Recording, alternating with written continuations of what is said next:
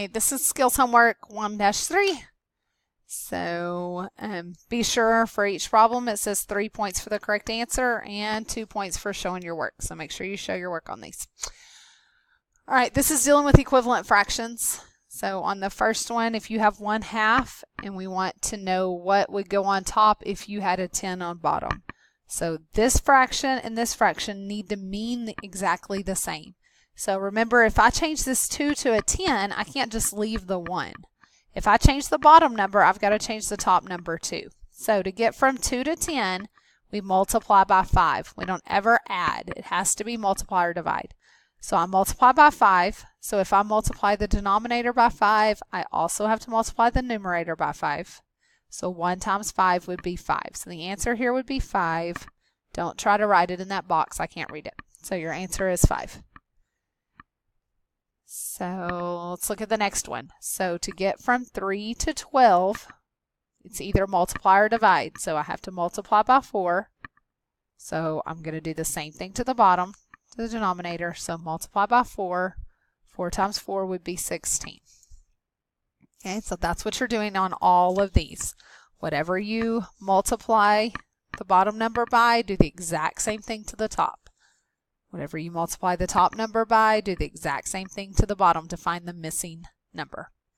And so if you look at this, like on this one, if you have 3/4 and this ends up with 12/16, if you simplified 12/16, which means I divide them both by 4, that gives you 3/4. So these two fractions end up meaning exactly the same thing. They're equivalent fractions. So that's what you're trying to do. You're trying to get a fraction that means the exact same thing.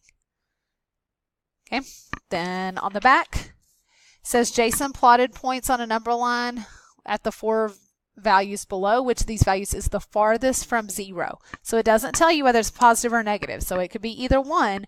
We just want to know which one is farthest away from 0. So if you need to make a number line, okay, and then, so I would change them all to decimals. It would make it a little bit easier. So 0.75 would be, if here's 1 and here's -1, 0.75 you know is going to be somewhere around here. Okay, -2/3. Hopefully you know that one by memory. If not, remember to change a fraction to a decimal, we divide. So do 2 divided by 3, add a decimal point and a 0. 3 won't go into 2, it'll go into 26 times.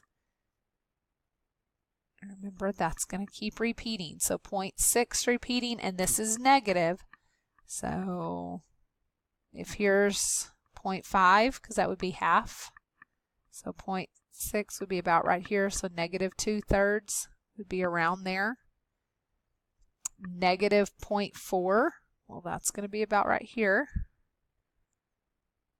Okay, so now you need to do 7/8. So do 7 divided by 8 and see what you get. And then plot it on the number line and see which one is farthest away from 0.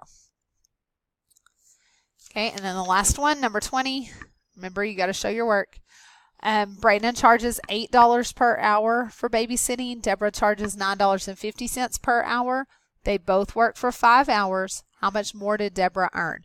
Okay, there's 2 ways to work it. You can either find how much more Deborah earns per hour, and then remember, we don't just want 1 hour, we want 5 hours.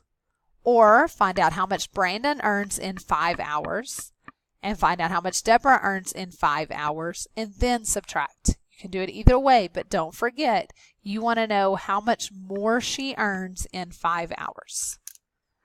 Good luck!